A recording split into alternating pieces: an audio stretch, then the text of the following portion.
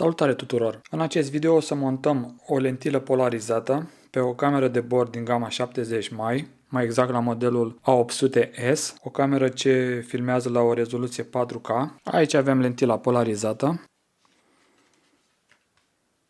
Pe ambalaj ne specifică cum trebuie montată această lentilă, cu săgeata în partea de sus, către ora 12. Haideți să vedem și cum se prezintă lentila.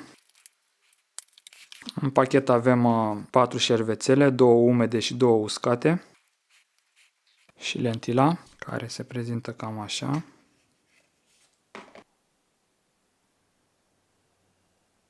Și să o montăm pe camera noastră, modelul 70 mai A800S.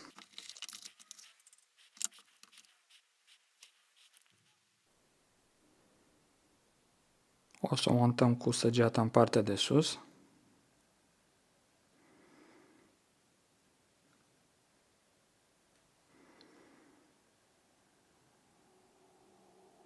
Practic, această lentilă polarizată ne ajută să diminuăm reflexiile de la soare, de la parbriz, de la drum, din bord, absolut toate reflexiile care se văd pe filmare pe timp de zi. Dacă vreți să știți de unde am cumpărat acest filtru sau lentilă polarizată, vedeți linkurile din descrierea acestui video. Și acum o să facem câteva teste cu această cameră video. Practic o să vedem cum filmează cu acest filtru montat. Filmările o să le facem atât pe timp de zi cât și pe timp de noapte.